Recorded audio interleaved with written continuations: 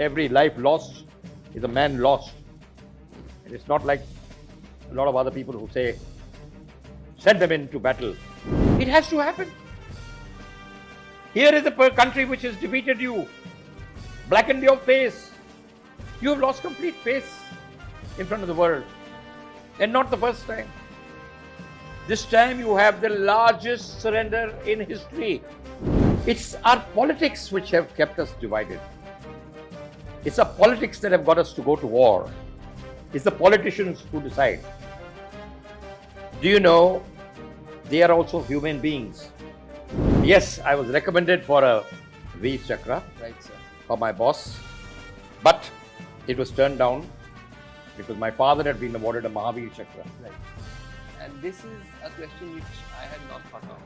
Something really intrigued me since the conversation started. Were you ever shot, sir? Yes.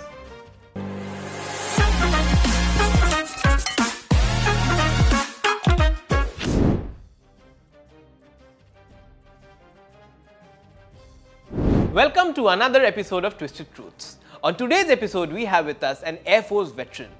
Introducing Wing Commander Deejay Kler, a legacy of valor and service. From the Battle of Boyra to Dhaka's liberation, Wing Commander Deejay Kler's journey echoes with audacity. With over 22 border sorties and a Vayu Sena Medal for gallantry, his valor knows no bounds. Let's hear his story, which weaves intrigue and bravery. Hello, sir. Good Welcome morning. to another episode of Twisted Truths. Today we feel very privileged to have you with us. How are you feeling today, sir? Top of the world. I feel honored to be in your midst. The fact that you contacted me. It's completely our pleasure, sir. Thank you so much. So my first question to you would be, you have grown up in a military family. You have grown up in a defense family. Your grandfather was in the defense forces. Your father was in the defense. Did you ever feel burdened by those weight of expectations while growing up that you also have to join the defense? And if you join the defense, then you have to serve at the level at which they served? No. My coming into the forces is not because of any compulsions, not because of any family pressures, not because of any inspirations. It's a kind of an accident, to be very honest. I'm from Mayo College, Ajmer, and I was a boarder. My mother used to stay in Meerut, Kent, with her eldest sister, whose husband was the center commandant of the Sikh center in Meerut those days, Colonel Shamsher Singh. My father was in the field, one day here, the other day there. And he had moved in 1962 from Firozpur to Misamari in 6 hours' notice, leaving his wife, my mother with 2 daughters abandoned in Firozpur. And this was after the Chinese debacle. So my mother drove her car with the truck behind her and went to Meerut and lived there with her sister for about 6-7 years. Right. I was a boarder in Mayo College and I used to come home on leave. In one of those leave chuttis, I saw my cousin hardly studying and working very hard. And I asked him, what are you doing? This is leave time. He says, preparing for the NDA. I said, my God, wonderful. I have a form for you too, Bhaiya.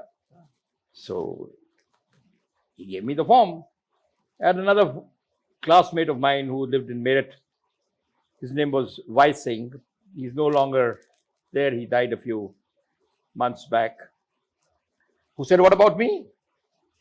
So he looked at him. He says, I don't know, but so I asked him, where did you get the form from? He says, I got this from the sub area. Sub area in Meerut those days was in a hotel. I'm forgetting the name, on the Mall Road. So next morning, we all went down to this particular place to meet the so-called AQ or whatever his designation was those days, to get a form. The chaprasi said, there is one form, but Saab is not here, and I can't give it to you. Now we were running against time because the date for submission of the form was just another 24 or Right. 36 hours Right. away. Right. So what best to do? He looked at me and I looked at him, Singh and Deejay Kler. He says, you do the trick. So he took out a cigarette and gave it to the chaprasi who had a cigarette. And while he was having a cigarette, I ran inside the office, opened the drawer, stole the form and came home. Okay. So we all three of us wrote our NDA exam. The two of us passed without studies. Right. And he who had been studying failed. Oh God. That was General Panag, later on Army Commander, wrote the 2 course, father of Gul Panag. Right, sir. But he had the last laugh. He came 6 months later to the next course when Singh was in the NDA and ready to give him a ragda. But at the end, he had a last laugh. He says, I became an army commander of 2 commands, but none of your guys made it to the army command. तो sir जब उन्होंने first अपने exam में clear नहीं किया था तो आप लोग के बीच में कुछ हंसी मजाक नहीं हुआ सर कुछ बड़ा मजाक हुआ था कि पढ़ के तुम बन गए जीरो और हम अनपढ़ लोग गंवार पास कर गए. So we cleared our NDA. Right. Now, having cleared the NDA, my father was in field, my mother was in Meerut. She didn't have a clue. Address given was Mayo College, Ajmer. One day the principal calls both of us. He says, you have to submit some money and things like that, and the father's signature is required. Now, my father had a very good handwriting. So did I. But I could forge his signatures beautifully. So on the form, I wrote H.S. Kler General, or whatever his rank was that time. I think it was a colonel. And I sent the form through, along with Singh, of course, got his papers. Money we borrowed from the school on my father's account, and the application was submitted. Lo and behold, we guys were selected, went through the medical and the services selection board. We went to Allahabad. I was an army cadet, by the way. Oh, okay. And so, Okay, sir. Okay. And so was Singh, and I am army cadet. We were both army cadets. And that's how we were ready for the NDA. Now I can know your next question will be, then how did you go and become an Air Force man? Exactly. Well, this question has been asked numerous times, so it's not a prepared answer. It's actually what happened. Right, sir. Right, sir. Was that the SSB we sailed through, both of us. Right, sir. And some other course mates of mine who later on became generals were also there in that particular Allahabad board, which is a dirty board. It was called a dirty board because it had the maximum rejections. Okay, sir. Having cleared, we all went for our medical. Now the doctor who came there was a crazy guy or whatever it was. He came and he said, shut up all you bastards. So everybody kept quiet. घुसते ही ये बोल दिया. Guste. अच्छा. So I got up and I said, excuse me, sir. I am not a bastard. I am the legitimate son of my father.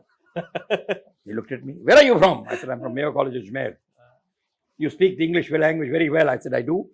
My principal was an Englishman. Fine, the matter, I thought, finished there. But when the medical results came out, I was declared medically unfit.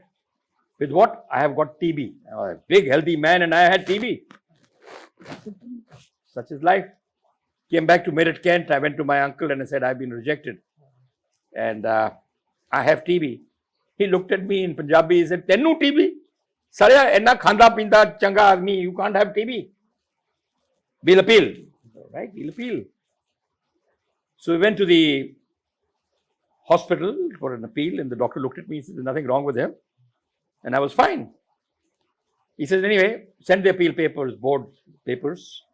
We came back home. Next day, I get a call from the Air Force Selection Center at Dehradun to appear in Dehradun for a PABT, a Pilot's Aptitude Battery Test.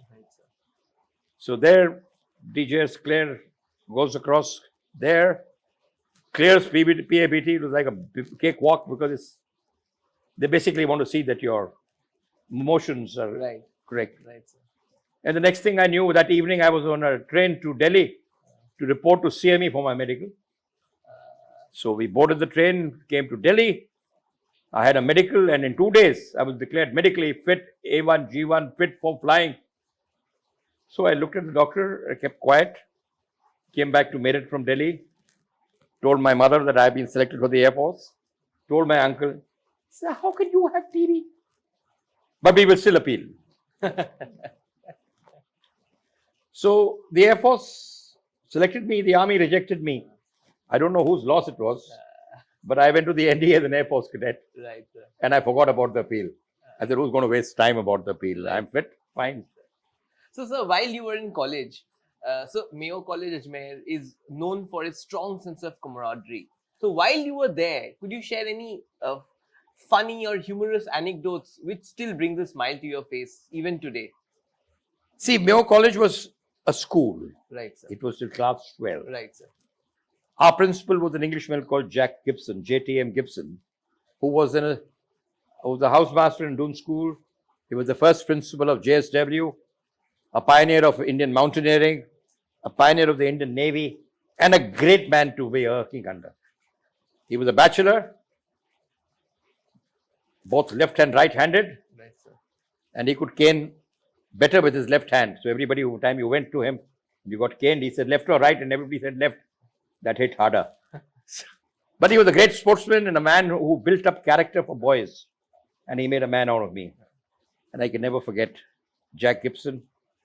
I was one of his favorite students. He used to write letters to me. Devinderjeet. He's the only chap who called me by my full name. My name is Devinderjeet Singh Kler. It was Devinderjeet for him. Otherwise, it was Devinder, Kler, this, that. Then it became DJS. Then it became DJ.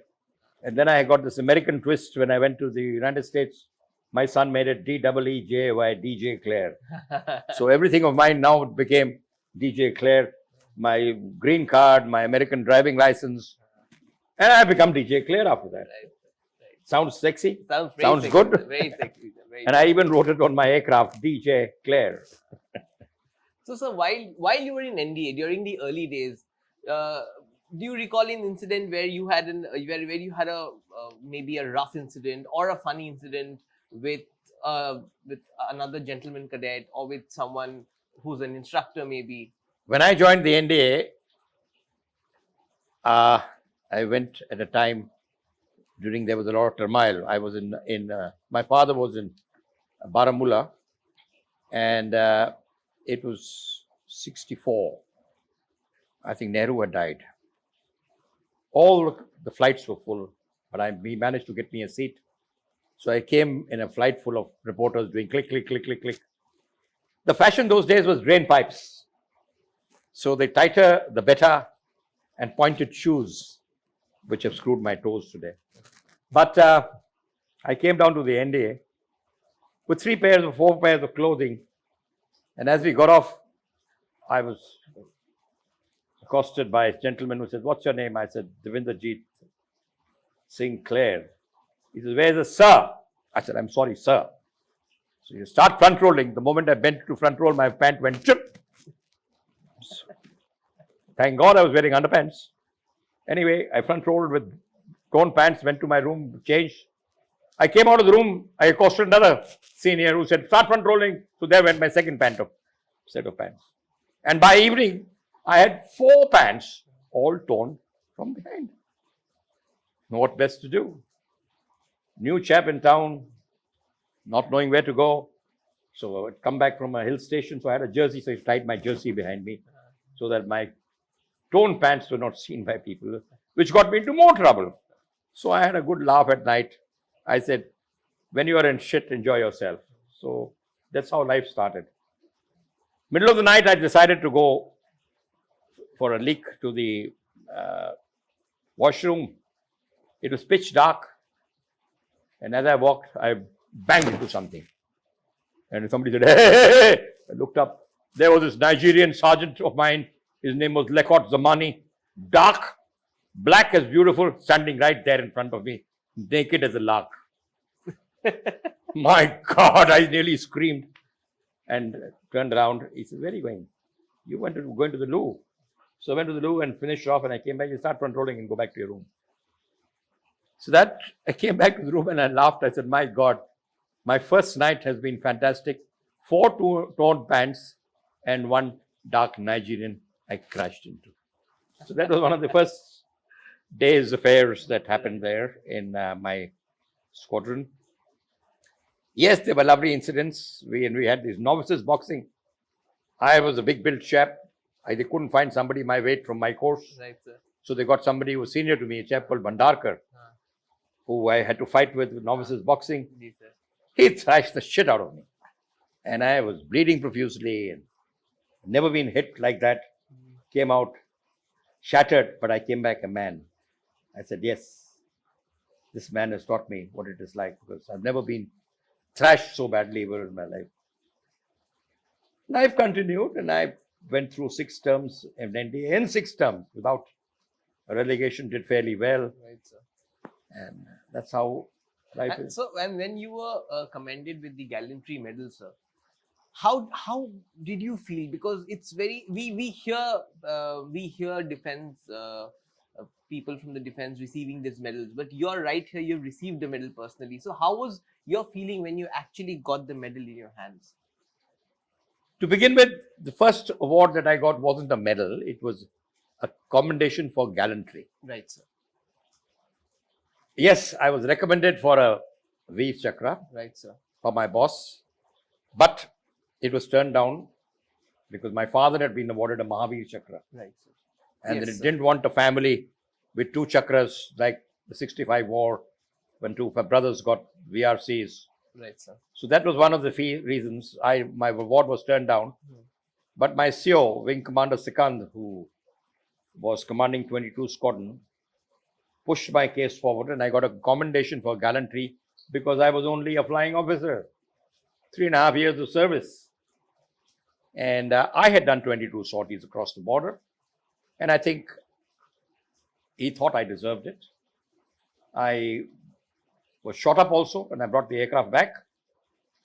And it was, like I said, I did my job that was entrusted to me during the war. So during the time of the 1971 war, Field Marshal Sam Manekshaw was a very popular figure.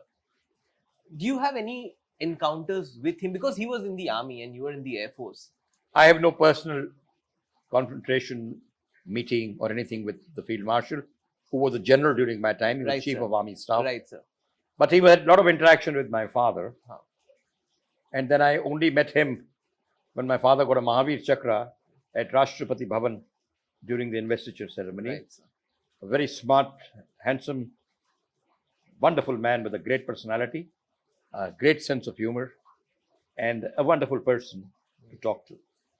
So, during the war, there was also involvement of the Bangladesh Mukti Bahini. Did you encounter any people from the Mukti Bahini? Because they were from different cultures. You are a Punjabi, they were Bengalis. So, कभी sir ऐसा कोई humorous incident या ऐसा कोई incident हुआ हो, क्योंकि सब अलग अलग लोग एक साथ थे, जो आपको लगा हो कितने different प्रकार के लोग हैं? देखिए, पहली बात तो ये है कि एयरफोर्स में you fly a plane single handed. Correct. We Air Force fighter pilots have a different kind of a get up. Right, sir. We have a different kind of a camaraderie Yes, with each other. We'll die for each other. We'll never leave our people behind, or we alone, or like they said as juniors, we'll keep their tail clear. We have a different setup. Right, sir. My father was in the army. He came across a lot of Bangladeshis. He trained the Mukti Bahini Right, also. sir. Right, sir. He was with General Brigadier San Singh, who had only Mukti forces with him when they started Ji, sir. their journey from Tura to Dhaka. Ji, sir. And the journey he covered in 12 days. I'll talk about that later if time permits. But our contact with the Mukti Bahini was more or less zilch. Till the Indian Air Force gave an Otter aircraft to a Pakistani, ex-Pakistani Air Force pilot. And he was from the Mukti Bahini, joined the Mukti Bahini. Okay, sir. And he was stationed with us, along with us, Achha. in Dum Dum. They modified his Otter, they put a machine gun, they put rocket pods. Okay, sir. And then, thereafter, there was no stopping him. He was king of the sky. He could take off when he wanted. He could go anywhere he wanted. We were scared of him. I don't know where he's going to come out of and come in our path. Right. But he did a wonderful job. His name is slipping my mind. My age is catching up. But I'll give you his name in a little while. He's died just recently. Right, sir. Veer Yodha. He went and met me in Dhaka when I went there. Right, sir. He used to be with us. And we interacted with him a lot because his base aircraft was parked in Dum Dum, where we were operating from. Dum Dum is now Netaji Subhash. Right, sir. Right, sir. And we had our own little setup there. We had our tentage there. We had our aircraft in blast spans made of sandbags. And we had a beautiful mess with a blue light. We called it Blue Fox 2 because Blue Fox was in town. Yeah. And we had our Blue Fox at the airport. And he used to come and have a dinner with us or a drink with us. Yes, a drink also. And we had interaction with him and we found him a dedicated soul. His was, we have to create a nation of our own. We have to get rid of them. And there's been too much of genocide. A lot of my family members have been destroyed. And he had his own agenda. And boy, oh boy, he did a wonderful job. He got them where it hurt. He got their troop trains. He got their shipping. And he is the man who first set Chittagong on fire. Because we went to strike Chittagong. He'd gone there early morning. It was already on fire. So we came back with our weaponry back, Don Lazarus and myself. My leader was Don Lazarus, Veer Chakra, who had shot one of those 3 sabers in the Battle of Boyra on the 22nd of November. So this is my encounter with him there. Right, sir. And then I went to Dhaka after the ceasefire to meet my father because I had heard he'd blown up his legs and he was not well. And then after the war, somebody told me that he was fine, a prisoner of war. And then I went across in a plane, I hopped a flight with an old instructor of mine called Bansi in a Caribou aircraft, landed there in a G suit, met my dad. And on the return, there I met a lot of these people from the Pakistani army and the Bangladeshis. And I met the young boys who treated me like a hero. And I said, they saw Kler and they said, Brigadier Kler. I said, my father, I didn't know where he was. They picked me up, put me in a car, took me to my dad, who was in one of these offices of the Pakistan army being interviewed. And they put me there. Thereafter, I met a lot of Bangladeshi Mukti Bahini people over the years, interacted with them. I went to Dhaka myself as a part of an Indian contingent, met people there. And they've been very motivated people. I have a lot of friends who are ex-Pakistani army, who are now with Bangladesh and rose to become brigadier generals. And one was a general. Nice people. So motivated people. You also must have encountered a lot of Pakistani Air Force officers, the West Pakistani. That is my unfortunate, what should I say? That was very unfortunate that I couldn't, except for the 2 prisoners of war that we got or when we shot down these people at Boyra. One was Pervez Musharraf, the other was Khalid Khan, I think. So Pervez Musharraf as in the Deep as Deep Pervez Musharraf, who became the chief of Pakistani Air Force. Oh. I have a very interesting anecdote on that. So you'd love to hear it, sir. After he was shot down and he was brought back as prisoner and he was repatriated and he rose slowly to become the chief one day. We had the man who shot him down called Don Lazarus, who was then a flying officer or Flight Lieutenant Don Lazarus, Veer Chakra, who rose and brought himself many laurels. He went from Nats to MiGs to command a MiG-25 squadron. And then he decided to leave the Air Force. And he turned towards religion. And when he went down to Kunur and went into rehabilitation of people who were on drugs and to rehabilitate people and started working for the church, for the good of mankind. And he still is doing that. And one fine day, when he read about Pervez Musharraf, he sent him a letter. He says, my dear Air Chief Marshal Musharraf, Chief of Pakistani Air Force, congratulations on having taken over. Our paths have crossed earlier. Don was a very modest man.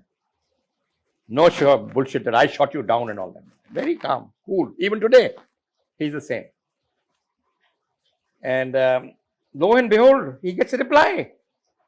An envelope with a stamp, Chief of Air Staff, Pakistan Air Force, a letter from Pervez Musharraf to Don Lazarus. And you know what that man, great man, I think Pervez was a great man who said this.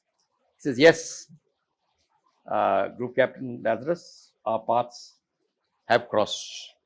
How can I forget? I'm so glad that you have now gone into religious activities and doing a job that you are doing. Thank you very much for your good wishes.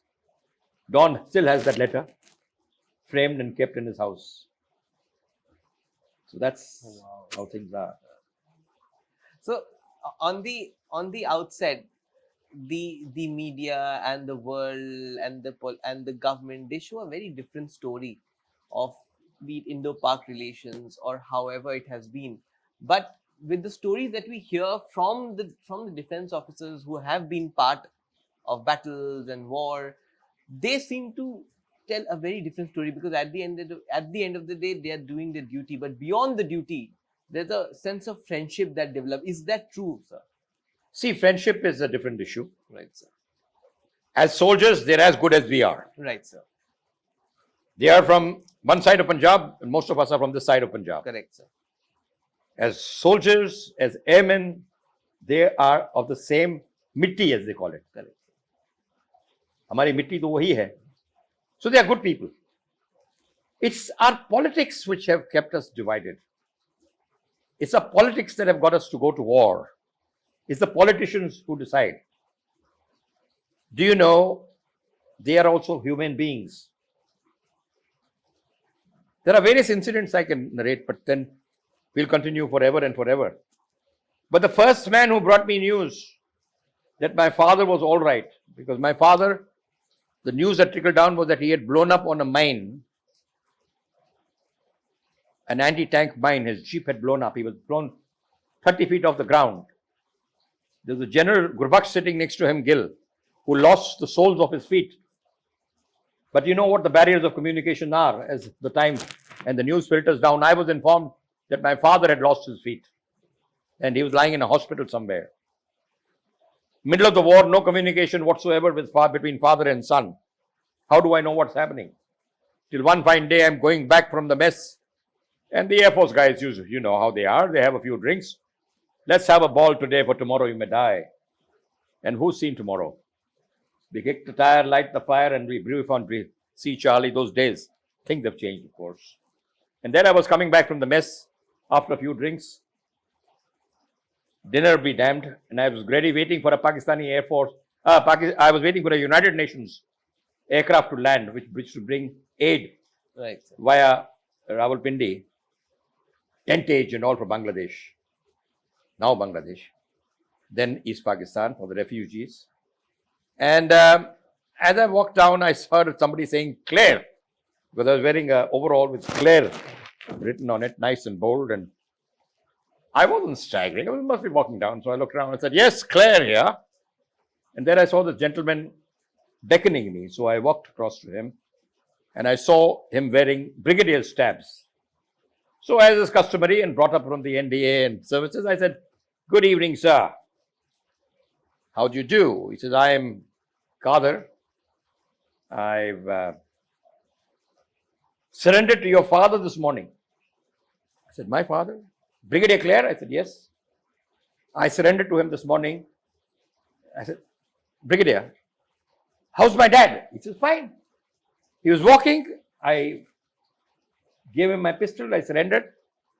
And he took me as a prisoner of war and he's sent me here. He was the first high-ranking prisoner of war brought back to India by the army. So I said, out of exuberance, and I was so excited, I said, Brigadier, have a drink. So I pulled out my bottle and I said, have a drink. He said, and then there was a military CMP guard with him who moved forward. So I said, all right. So as they turned around to go back, he quickly slipped a letter to me. He says, you can read it if you want. This is a letter I've written to my wife and children that I'm all right. If you can post it for me, I'll be grateful. I was so happy that he gave me news of my dad. I said, Brigadier Kader, your letter will be read with your family tomorrow. He says, how? It is the United Nations aircraft coming up. The co-pilot is a Pakistani. I go and have a drink on board and I'm going to send it with them. Sure enough, the letter, I believe, was delivered because somehow I got a message of thank you from Kader. I don't know how he sent it, I don't remember. But I got a message of thank you much later on in life for this little act of mine that he gave me news of my dad and I posted his letter. They're good people, some of them. And then when I landed up in Dhaka, my father was interviewing Colonel Sultan Ahmed. Right. This is another anecdote about Colonel Sultan. Colonel Sultan was the commander of the 31 Baluch, which was at Jamalpur. So he was commander of the Jamalpur fortress. Right, sir. My father had surrounded Jamalpur with the help of the Jangi Paltan, which is the first Maratha light infantry, 13 guards, and 13 Rajputs. Sultan could never imagine that he would be surrounded because there was a big river behind. He couldn't expect us to have crossed across, but using amphibious boats, using boats from the locals, they had managed to get him surrounded. Knowing that there would be tremendous bloodshed and having a lot of respect for human life, my father always believed that my soldiers are not cannon fodder. Every life lost is a man lost. And it's not like a lot of other people who say, send them into battle and we'll see the consequences. He calculated everything. That's why he was General Kler. That's why he was Brigadier Kler. That's why he was Harshit Kler. That's why he was liked for what he was. He respected the life of a soldier, whether it was his or the opposition. He sent a letter with the Bangladesh porter to the fortress commander. He says, my dear commander, I have you surrounded from all sides. Surrender or you will all be killed. The Mukti Bahini are also waiting to pounce on you. Yesterday, I sent 3 sorties of Nepal attacks. I have asked for 16 more. I have got you surrounded from all over. I'm sending my messenger. Please look after him. So he sent this man on a cycle. Munshi was his name, with a white flag. Munshi went, the front people guarding the fortress saw him. He put the flag up. They asked him to come forward. They saw he looked like a Bangladeshi. The first thing that they put a bayonet in his leg. He said, I brought a letter for your commander. He spoke in Bengali and told them. So they took him. Then they gave him a dressing, tied a bandage, gave the letter to the commander, who was Colonel Sultan. Saw the letter, looked at him, smiled, told his people to give him a paper and pencil. He wrote down, my dear commander, I noticed the mastery you have on the pen. I'd like to see you with a pen instead of the pen you seem to have so much mastery on. Asked one of his boys to give him a bullet. Took out the bullet. He wrote further. He says, you can ask your messenger if he enjoyed his tea. Give my love to the Muktis. What sorties? 16. You should ask for 30 more. And that's looking forward to seeing you in battle. Rolled that bullet on this letter, gave it to Munshi, and Munshi brought it back. See the character of this man. He started shelling using his guns at night. Now, my father, General Kler, later, then Brigadier Kler, had a very uncanny sense. He is a man God gifted, who could, his name was Kler, but he was clairvoyant. He could predict a lot of things about the future. He went to rest. He had got the Jamalpur fortress surrounded. He was with the first Maratha Light Infantry. They did a roadblock and everything. And he says, we will strike at midnight.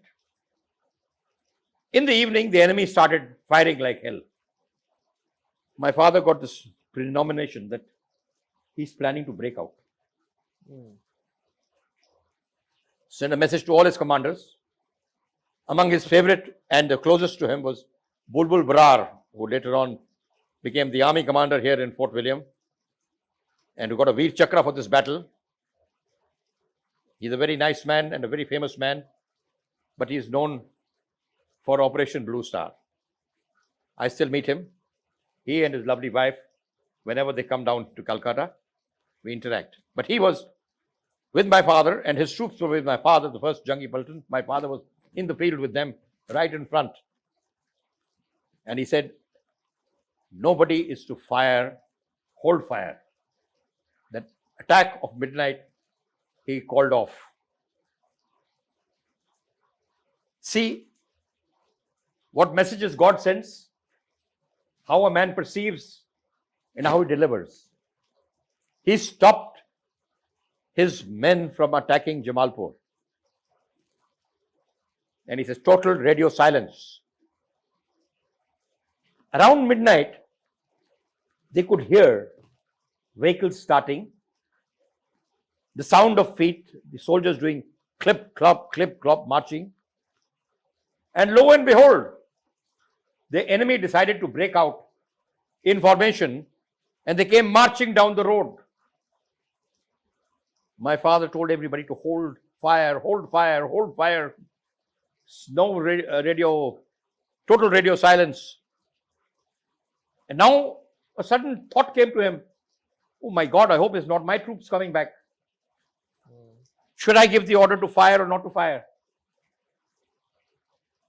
While he was deliberating this, the marching troops came in visual contact with the advance party of the Maratha Light Infantry, which had a roadblock. And the next thing my father heard was fire, gunfire. And the first thing they heard was, Allahu Akbar! They were being shot and they said, just thank God it's not my own troops. Otherwise it would have been massacre. And then the firing continued and suddenly the enemy withdrew. But withdrew with what? They had over 365 killed on that roadblock. They had abandoned their vehicles and run away. And one vehicle with still the keys inside had the luggage of Colonel Sultan, the commander of Jamalpur fortress. He had run away. He had withdrawn, let's put it that way, and then disappeared and was heading for Dhaka. By morning, soldiers lying wounded, dead. They went and found this is the state of affairs. My father saw the jeep, got into it, drove. They drove up to Jamalpur fortress where they had put up a white flag. And there was the number 2 man who gave the surrender. I was ready for the surrendering. And they took the surrender. The first question my father asked, look at the number of people who have been killed. He said, we never knew you had us around us. We never knew we were there in such a force. Anyway, that matter ended there. Sultan had managed to escape on foot. But he made it to Dhaka. And when my father went to reach Dhaka, he was made martial law administrator and all the prisoners were handed over to him. And there first thing he asked for was Sultan. And the day I flew across was the day Sultan came to his office. When I went there in my G suit looking like a vagabond, I had cut my hair, my father never knew about it. I was wearing a G suit which has this big tube on the side. It looks rather stupid and ghastly. And sticking out from one side. And he was being interviewed by a British couple or an Australian couple from the news. And I saw this gentleman standing outside. And when he came to know that I had arrived because of the commotion, he called me in and he called him also in. And we both went in and we met each other and he met Sultan. So he saw Sultan was very nervous. And so he said, sit down, Colonel, sit down.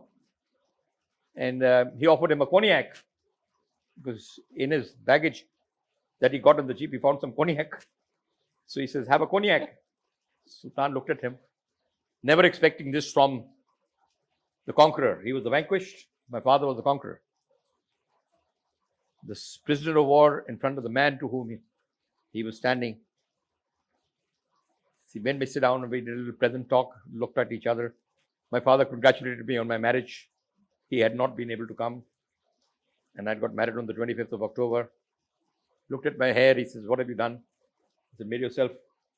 Anyway, we had little pleasantries. And then he asked Colonel Sultan, why did you not surrender, Sultan? Do you know the number of people you had killed and injured? He says, I could never believe that you have surrounded me. How could you? And now that I look at you, I'm convinced you're the only chap who could have done it. Comes from an enemy soldier who has surrendered. When I went to Dhaka, I was very keen to meet the Air Force, my counterparts. So I went to the prisoner of war camp. Not a single pilot was available. Their CO, Wing Commander Chaudhary, who was commanding 14 Squadron Sabres in Pakistan, of the Pakistan Air Force in Dhaka and Kurmitola, and who was one of the three whose aircraft was shot in the Battle of Boyra, but who made it back, ejected, whatever it is, and back to his base. Because we've got him on film, his aircraft burning and going into the ground. And he was shot by none other than late Massey, Roy Massey, who took him on in a scissor fight. He fought very valiantly, but Massey got the better of him and he shot him down. And the three were, Massey shot Chaudhary, Don shot Pervez Musharraf, and Ganapati, late Ganapati, who's no longer there, shot Khan. Chaudhary made it back to Dhaka. His runway was bombed. He couldn't use his aircraft. So they went and machine gunned most of the Sabres to make them unserviceable for use by others. Runway was blocked, but the taxi track was open because it was a winding taxi track. He had a Cessna aircraft in which he put all his pilots, and he got airborne on a twisting taxi track, got airborne, went to Burma, from Burma via Nepal into Pakistan, and fought the war from there toward the end of the war. This is Chaudhary. This is the Pakistani Air Force people. But I met the ground crew. I met a group captain, met an air commodore, but I never met any pilots. So, sir, the 1971 war, along with itself, brought a lot of casualties. Now, there's always a price to pay when you achieve something, and along with that, there's a thing that there was excessive use of violence that was there. So, how do you personally cope up with this, with the loss that was there, and there was this excessive use of attack and violence that was used? How do you personally? No, before you ask me this question, I want to ask you a question.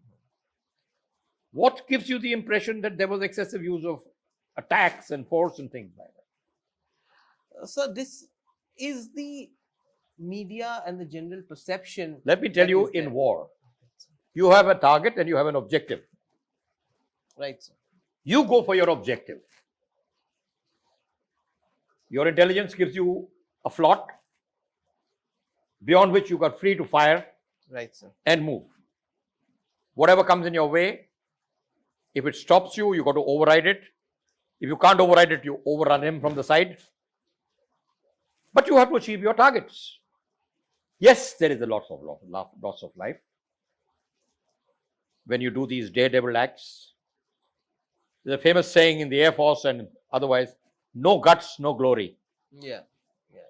So those are the prices you have to pay everywhere. We paid the price in Hajipir.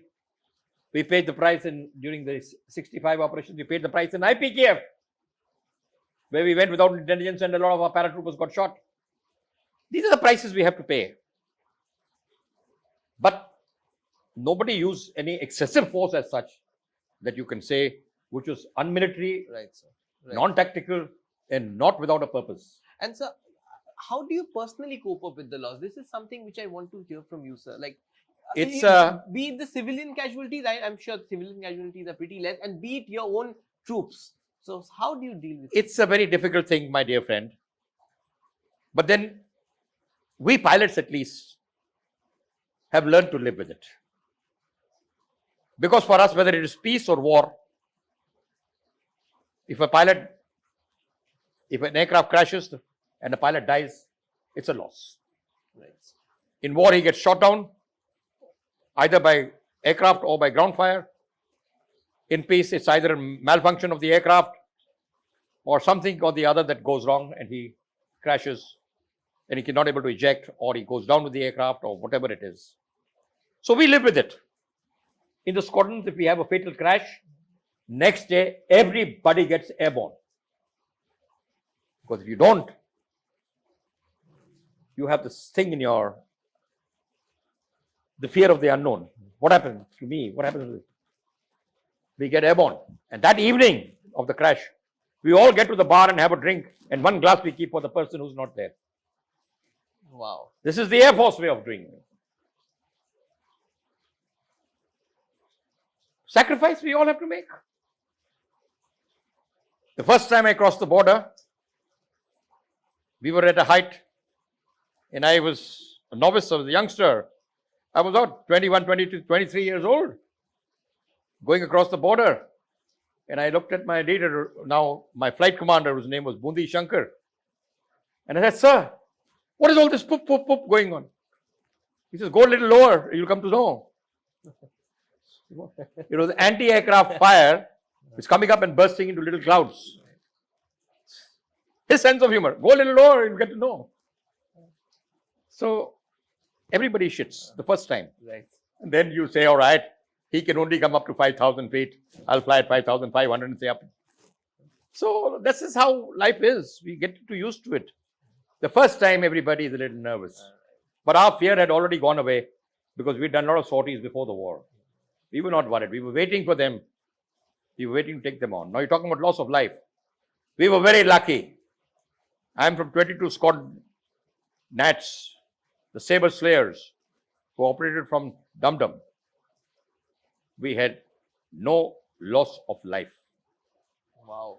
But our sister squadron operating from the same place, 14 Squadron Hunters, which was a strike squadron, they lost people.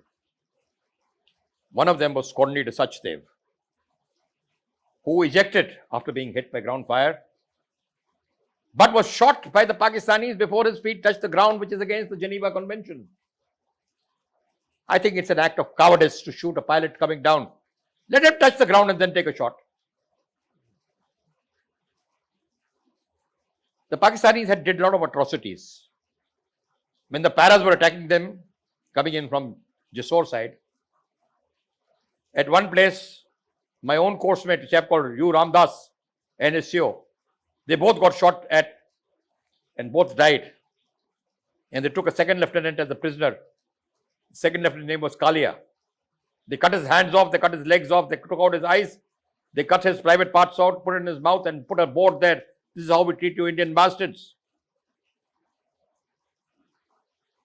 What do you expect? A normal person to behave normally? But we did behave not only normally, we behaved like gentlemen. When they were our prisoners of war, my father took their surrender on the golf course and gave them their weapons back because he knew he could not protect them from the Mukti Bahini, which was bloodthirsty. Kadir Siddiqui, Tiger Siddiqui, on entering Dhaka, had taken 3 Razakars to the center of Dhaka in public, where he called a big audience. He was the Castro of Tangail. He cut their heads off publicly, looted the bank. He had invited my father as a guest there. But the girl, one of the lady reporters from Australian Broadcasting, told him, don't go, Brigadier. And thank God he didn't go. What a controversy. The Indian government had to face up on this particular thing, and they ordered the arrest of Qadir Siddiqui. But by that time, Siddiqui had been warned, and he was told to get the hell out of Dhaka. So with this, he encamped, disappeared back to Tangail. Later on in life, I believe this big hero and Castro of Tangail was de-recognized by the government of Bangladesh, and he lived a very lonely life. I was very keen to meet him when I went to Dhaka, but couldn't meet him because he was very sick.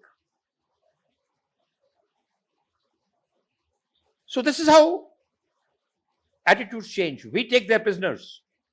We treat them under the Geneva Convention. Somehow, at times, I think they don't reciprocate the way we do. And why do you think is this? देखिए साहब, I cannot say, I do not want to comment. I think it's all a mindset. I think it's all indoctrination. That's my personal views. हमें वो जल्लाद कहते हैं सरदारों को, but their behavior at times is the same as a jallad. I don't think I'm in a position to comment on this particular thing. So the liberation of Bangladesh brought a huge change in our region, in this region, but it somehow also strained the relations of India-Pakistan in the long-term sense.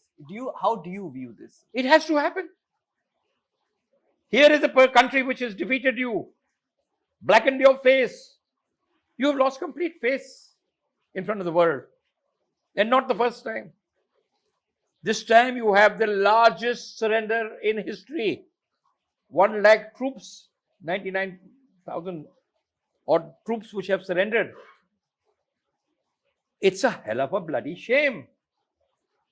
The Pakistani army has faced a huge defeat. They will always nurture it inside them. Revenge, badla will always be there.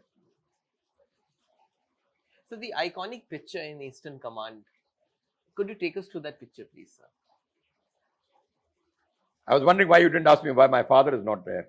I was about to ask you the second part, but there's a story behind that. My father was a martial law administrator, and he had been asked to arrange this particular surrender. Right, sir. All ground arrangements were made for this surrender. Jacob was already there. San Singh was there. My father was there. He was to be standing, Jacob in the center, my father on one side, San Singh on the other side. Arora was to come and sign, everybody was in position. And then Arora arrives, General Arora with his wife. The moment the Bangladeshis saw a lady, first they thought it was Indira Gandhi. They all rushed towards her. She was nearly mobbed. It was my father's responsibility to make sure everything was done peacefully there. He quickly ran from behind, got to her when the boys saw him coming. They escorted her to her chair when the accord was signed and my father was missing. I just looked at him later on in life and said, "Don't worry, Dad. You were a chivalrous man. You went to the rescue of a lady. I know you didn't make it to history, but you will be remembered." So have you ever faced any post-war traumatic mental challenge, or have you ever had to deal with some mental challenges after the war or after such incidents? I have not. Or your father? I have not. Right. And neither has my family. Maybe that's how we are built up. We are a military race. We don't get traumatized. In my life, once I got traumatized when my friend died in front of me. He went into the ground trying to get behind me. I was traumatized for a little while, but my commanding officer and everybody else pulled me out of it, made me fly the next day, and I got over it. These things happen to people. A lot of Americans are suffering from it even now. Right. But as far as the Kler family is concerned, or the Kler clan is concerned, these little things don't affect us. I like the way how you said little things. Well, I consider it little, because ours is not to question why, but to do or die. We go into battle with very clear orders. We obey them to the best of our ability. And so far, God has been kind. We come back successful. Right. So does the be it Army, Air Force, or Navy, sir? So when you are trained, does it automatically change your mindset to become fearless? Because we are not born fearless, sir. So how does this change happen? This is your upbringing. To begin with, NDA, start off with the novices boxing. When you get thrashed the first time, it's a hell of a thing. I mean, if you get thrashed, or you thrash somebody, Right, sir. it could be either way. You have a weakling in front of you, let him have it. Because in those rounds of boxing, novices boxing as they call it, is the first making of a man. To be able to thrash and to take a beating. The ragging in the NDA, Ragging is a thing, sir? it was, Okay. it may not be now, but it was a hell of a thing in the NDA. Punishments. You change riding rig, chinook order, bajri order. Imagine carrying a cycle on which you're supposed to be cycling, you're carrying it on your neck and running. Imagine wearing the finest of your clothes and front rolling down right after the picture hall because somebody whistled. The whole academy is punished. By the time you reach the mess, your back is red. Cross country running. You do anything, but you bring everybody back. Somebody collapses on the way. You carry him and bring him back. Camaraderie, spirit de corps, your ability to take on challenges. Nothing else. He'd say, climb to the single fort and come back. Then you come back and he says, go and do it again. That's a hell of a thing. It makes a man out of you. And it's a basically ongoing process. It's ingrained into you. Discipline, your respect for your senior, your respect and honor for the country, your ability to say, unit की इज्जत पहले रहेगी, squadron की इज्जत पहले रहेगी, बाकी बाद में देखा जाएगा. जान जाए तो क्या हुआ? It doesn't make a difference. My father blew up on a mine. Both his knees were cracked. He fought the war with broken knees. Later on, his knees got bored. He was operated. He had his stents, one of them got infected. Lost a leg ultimately. I asked him when he gave me his complete story and I wrote a book on it, as to, Dad, you lost a leg. He says, so what? At least the country got its freedom. We created a new nation called Bangladesh. So what if I lost my leg? That's the attitude of a good soldier. I only lost a leg. They got their independence. That's it. Well, I suppose, I don't know what about the others, but that's the clear way of looking at life. So the life of a soldier involves staying away from family for long duration. How do you deal with this? Again, I know, being from the defense family background myself, I know we are trained and families are trained, but as a soldier, how do you deal staying kilometers away in a bunker, flying, doing your duty? The only advantage the Air Force pilots have is they take off and land at the same airfield, generally. So separation from the family is not too much in the Air Force. But yes, during the war, I was in Dum Dum and my wife was in Kalaikunda till I brought her back with me to Dum Dum because she was there. But my mother, who was an army wife, was an army widow, because most of the time, my father, though he was from the Corps of Signals, was on assignments with the infantry. He's the only chap who did a brigade major without doing staff college.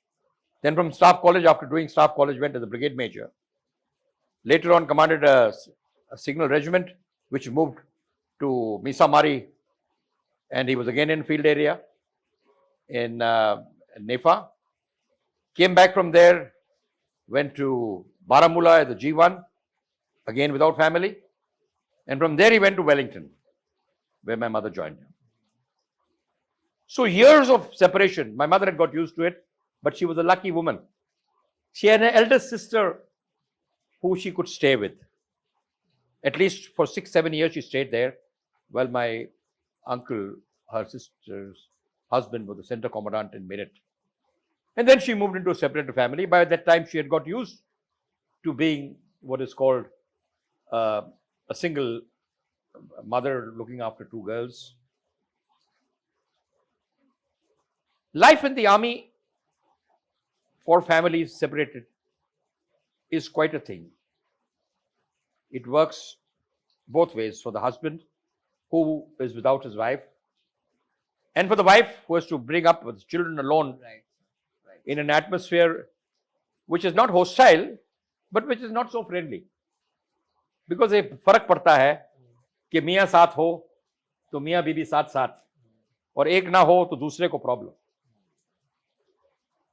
But the army is trying to make things as comfortable as possible. You have separate families, quarters, facilities.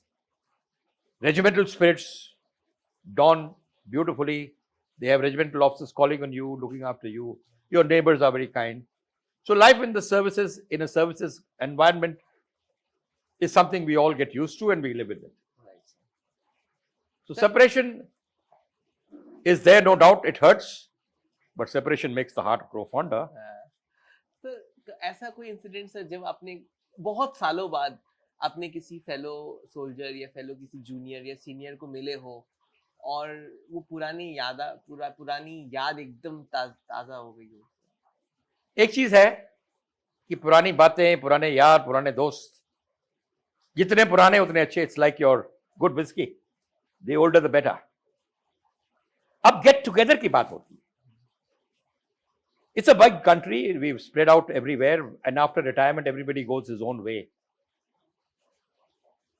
But there are certain very good things.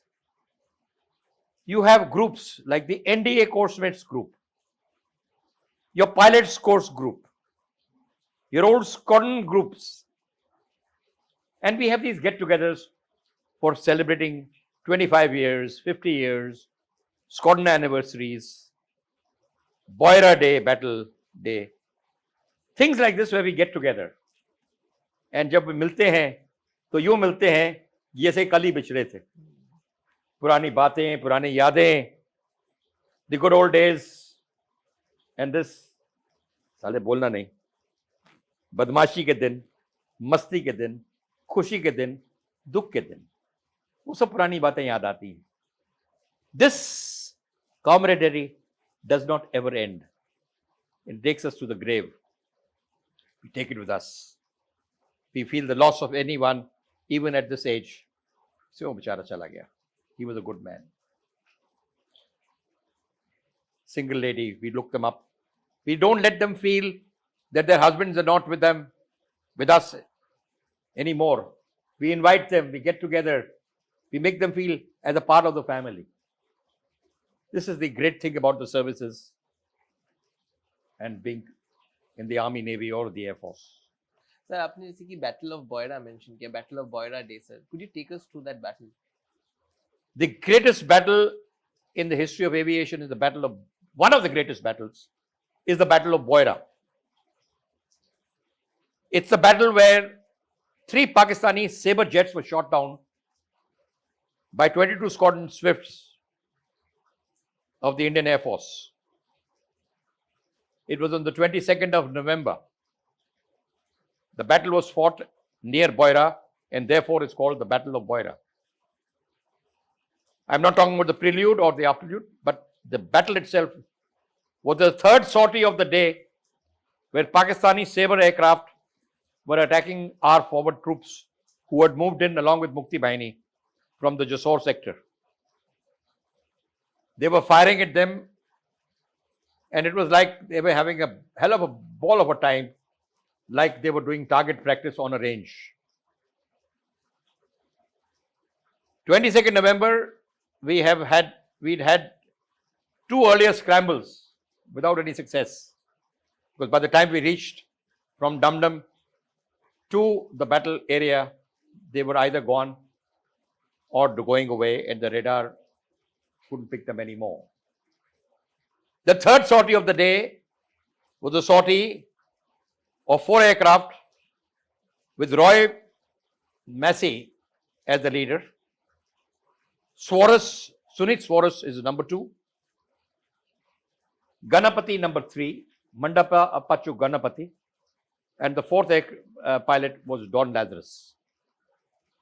They were young, agile, much faster than the combination of the group of pilots from the first 2 sorties where the commanding officer was there. We used to vault into our aircraft, no ladders to climb in, just jump and get in. And Massey, as a leader, had come to the conclusion that we were missing them every time we got to the target area. So we must get there faster. His first briefing was that we will stay next to the aircraft. So everybody was very close to the aircraft. Don, Lazarus and Swaras were playing Scrabble under the aircraft. The other 2 were there. When at around midday, the Cleghorn, the hooter sounded. Scramble, scramble, scramble, and the radar controller at 253 SU, which was in Jafarpur, said he had picked up 4 Pakistani aircraft.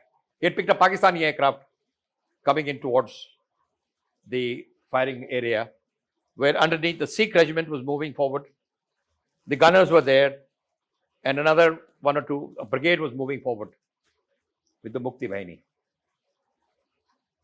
Massey had given instructions that we will get airborne at full throttle, fly as low as possible in total RT silence, and make it to the border and only pull up in the border. So their radar will only see us once we are crossing the border. A good 7-8 minutes of flying time to the border. A Nyack aircraft is like a rodeo horse at low level at 600 knots, and the sound is incredible, deafening. And the aircraft is bouncing. All aircraft have not got the same power. Some aircraft are far more powerful than the others. Anyway, when the hooter sounded, they scrambled as fast as possible, and at full throttle, they headed for the border. They saved a little time. And when they pulled up, these 4 aircraft, once again I repeat, Roy Massey, Swaras, Ganapati, Lazarus, broad frontage. They were 1,000 yards apart, 600 yards behind in battlefront. Headed straight, low level flying, and then they pulled up. And when they pulled up, the radar controller, KB Bagchi, called up, bogey right, 2 o'clock at about 12 miles. No contact. So they did a little right turn and they moved. And then we have a chap, Sunit Swaras, who has the eyes of a hawk. He sees a glint. The aircraft turning, he saw a flash of sunlight and he said, bogey right, 1 o'clock, 8 miles. So Roy Massey said, no contact, but he says, started initiating a turn towards this aircraft. These people who were on the side decided to go underneath because that is the procedure, standard procedure. They moved closer. Again, the fighter controller reported the bogey's position, and that's when Roy Massey made contact. He says, contact. Aircraft was turning left. Roy Massey went, tried to position himself as close as possible to him, and then when they were in this sort of position, he was closing in as fast as he could. He was going in for an attack onto the army troops. The aircraft which had finished the attack pulled out, and he yelled out to him that they've got 4 Nats behind you. He could see only 2, but they thought there were 8, 9 aircraft around. So he turned hard and started turning in towards this combat group. So this aircraft is there, 1 aircraft is in the dive, 1 chap has finished the dive. The chap who finished the dive is called out about bogies getting behind. Massey is moving in towards, Chaudhary sees that he's getting close, so he starts what is called a dogfight, scissoring. In this, he who gets behind in shooting range gets the advantage. You have to get behind, put your paper on the cockpit and fire. They've done 2-3 turns before which Massey got close enough, fired. His camera has recorded him being hit. The aircraft billowing smoke and going down. But while this is going on, Soros is lagging behind, and there's an aircraft closing in on Soros, the fellow who had gone down. And Ganapati sees him and goes for him. In this maneuvering, Don has got lag little behind. So Don is trying to catch up. When suddenly Don sees this particular aircraft coming in front of him. Right in front of him, he sees an aircraft, puts a paper on him and fires. Aircraft explodes. He sees the pilot ejecting and he goes through the debris. His aircraft gets hit by debris from the aircraft. Meantime, Ganapati has gone for this aircraft, who was going to get behind Soros, and he shot him down. 2 kills, 2 ejections seen, third ejection not seen, but aircraft on fire going down. All recorded on camera. 3 kills. When suddenly Ganapati sees, he says, an aircraft spraying fuel coming out. Now, NAT aircraft is very good with clean configuration. All 4 had drop tanks, and they fought the war with drop tanks on, which makes the aircraft heavier. Sabre is supposed to be very good in the turning radius. The NAT is excellent in the vertical plane. So they were doing yo-yos and getting behind. And Don said, my tanks are leaking, so I'm dumping my tanks. So he punched and dropped his drop tanks down so that, and then they all headed back for base. 22nd November, midday, 3 Pakistani aircraft shot by Indian Air Force. I wish there were 4. Soros would have got the 4th. But it turned out that 1 aircraft was unserviceable. And Pervez Musharraf, who was shot down by Don Lazarus, was not supposed to be there. There was another flight lieutenant who was coming there, who was doing a second, third sortie, so he went and cribbed. He said, I haven't flown, so he took that position. 4 aircraft got airborne from Dhaka, 1 had radio failure, so only 3 came. If 4 had come, Soros would have got the 4th. So the Indian Air Force proved its mettle that day at the Battle of Boyra, and they all came down, and it's a famous battle known every year. And on 22nd November, we celebrate it as Boyra Day. I was part of the Boyra force. We were a Boyra team together there. So we all get together and remember the old days. Unfortunately, we have lost Roy Massey, who died flying MiGs in a bird hit, and he was incapacitated at low level and went into the ground. Ganapati committed suicide. He shot himself. So we have Don, who leads the formation every time. It's a pleasure to hear him talk and narrate the old history, and to hear Soros, the eyes of the squadron, because he was a great spotter. At the end of the battle, the honors were 3 Veer Chakras, 1 Vayu Sena medal to Payel, who has claimed an aircraft, because when he went in to shoot at a hangar where there was an aircraft parked, and he blew that up. And I got a commendation for gallantry. My CO got nothing. My flight commander, who was the main man behind, who's no longer there, both of them have died, got nothing. So these were the 3 honors and awards for the squadron as a result of the battle there, or our actions during the war, let's put it that way. I didn't get it for Boyra. Mine was something else. Wow, what a fascinating story, sir. So, sir, now you are the 3rd generation in the defense forces. What about your 4th generation, sir?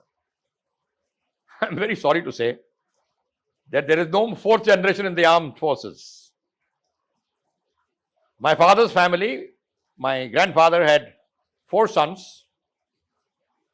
The eldest was a captain in the army. He was boarded out because he had pleurisy. His 1 son went off to UK and is a citizen of England. Second son was Harshit Kler, whose only son, Wing Commander Kler, joined the Air Force and retired as a Wing Commander, or left the Air Force as a Wing Commander. The third son was Lieutenant General Joydeep Kler from the Armored Corps, who had 2 sons. One rose to become an Air Marshal in the Air Force, Air Marshal J.S. Kler, and the other was a Lieutenant General Alok Kler, Army Commander from the Southwestern Army Command, who retired 2 years back.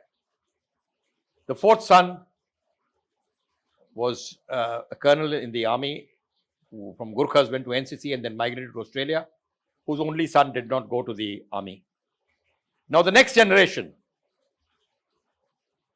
none of the boys or children have gone to the army.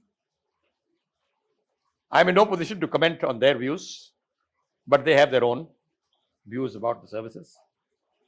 I had my own views about the services. So the Kler generation in the army, the Chaja Singh Kler family is not there anymore. My last question, and this is a question which I had not thought of, but this is something which really intrigued me since the conversation started, sir. Were you ever shot, sir? Yes. We were tasked to go and set the oil dumps of Chittagong on fire. Don Lazarus was my leader, I was his number 2, and we were briefed to go. So we took off in the morning and we were heading for Chittagong. But from miles, we could see that the blaze was on, and we heard our Bangladeshi pilot on RT saying, "Kar diya kaam." So he had already set them on fire. And we also heard the Harriers going and attacking the same place. So we had no task to do. We had our fully loaded aircraft, rockets and guns, and we were coming back. As we crossed Daulatpur, which is a little ahead of Khulna, coming towards Jessore and back, the FAC, the forward air controller, he's an Air Force man with the army, who called out, "Kler." I said, "Yes, your namesake is burning in an APC, an armored personnel carrier, in the middle of the river. Why don't you go in for and try and save him?" So I asked Don, "Should we?" He says, "Yeah, we got the ammunition, we got the thing, let's go." So we got the directions from the forward air controller and went into the location and saw this armored personnel carrier was stuck in a rivulet, being fired on and on fire. And every time anybody tried to get out, they fired at him. So this is from the 7th Punjab. And coming there, we saw that there was a machine gun firing at him. So we went in for them, but we couldn't stop the machine gun from firing. And ultimately, I don't know what happened. That madness streak, the streak of insanity, I decided to go in for that. And at absolutely treetop or lower than that, along the river, I came in, I saw the gun position, and I have opened everything that I had. And I saw him yell, "Yes, you've destroyed it." But as I pulled up, I heard a thud, and I said, "I've been hit." I picked up something. My engine was shuddering. My aircraft was moving like a rodeo horse. And I called Don Lazarus and I said, "I've been hit." He says, "No problem, DJ, pull up and eject. I'm going back," because he'd got a call that bad weather, smog was approaching Dum Dum Airport, so come back as fast as possible. So he set course and went back. I pulled up. My aircraft was behaving like a rodeo horse, cranking sound coming from the engine, and now I was ordered to eject. The RT controller told me to eject. I said, "No, I'll see how I can handle the aircraft." I could see my fuel gauge going down. So he said, "Okay, I'm taking you to Jessore and I'll make you land there." So we headed for Jessore, and he positioned me on finals, and I was losing my height and coming down to land. When I saw the runway and I saw big boulders on the runway, I said, "Oh my God, the runway is blocked. We can't land." So I pulled up again. He said, "Don't worry, DJ. How much fuel have you got?" I said, "I can't see any fuel, but the engine is still running and cranking and grinding and the noise is deafening." He says, "Come, I'm taking you straight to Dum Dum on a reciprocal approach." So I said, "Fine." So I turned around under his instructions. A gentleman called Radhakrishnan and Bakshi both brought me towards the finals. Radhakrishnan was bringing me down. He said, "DJ, decide. I think you should eject." I said, "No, let's see. She's still Engine is still running. Cranking but running, and the fuel gauge is 0. He kept bringing me closer and closer until I crossed and I reached 500 feet. He said, Deejay, decide whether you have to eject or not, because last night I said, no, let's carry on. I can't see the runway. He said, never mind. You're directly coming in line with the center line. There was smoke and fog on the runway. I kept going down. I was below 500 feet. I could not eject because that was my last height to eject. I said, let's see, Deejay Kler, whether we will make it or not. I said, there it goes, your married life. Just married on 25th of October. Gone on the 9th or 10th of December. But we continued. Full faith in the aircraft and the controller. 200 feet. 4 miles to go. No contact with the runway. And then I see an aircraft right in front of me. Turning. It was Velankar who was going landing. He couldn't land. He decided to go wrong. I said, I knew I was on the runway. I just put the stick down. Engine has conked out by now. And no kind of runway. And then suddenly, I saw the runway right below me. I was about 150 feet above. But I knew the Dum Dum runway was huge. So I just put the stick down and with a dead engine landed on the runway. I said, now I cannot use brakes because he has to land. He's running low on fuel. So I just let the aircraft roll and roll and roll to the end of the runway. It was over 3,500 yards runway. And I reached more or less close to the end. Quickly jumped out of the aircraft, pushed my aircraft off to one side. He landed. Both aircraft safe. And I got a call. Why didn't you eject, Deejay? I said, I don't know. But I looked at myself and as I said, Jako rakhe sai, maar sake na koi. When your number is not up, your number is not up. Kya baat hai, sir. Thank you so much, sir, for coming today's episode. I think it was fantastic. And it has been an honor and the pleasure for the entire team to talk to you, to recount all your experiences. And thank you once again, sir. Thank you, sir, for getting me to remember the old memories which will never die, which will go with me to my death. Good day, Jai Hind, and all the best. Sir, and one small message for the entire team, sir. For the entire team, meaning? Our team, sir, for Twisted Truths, whatever you want to say, sir.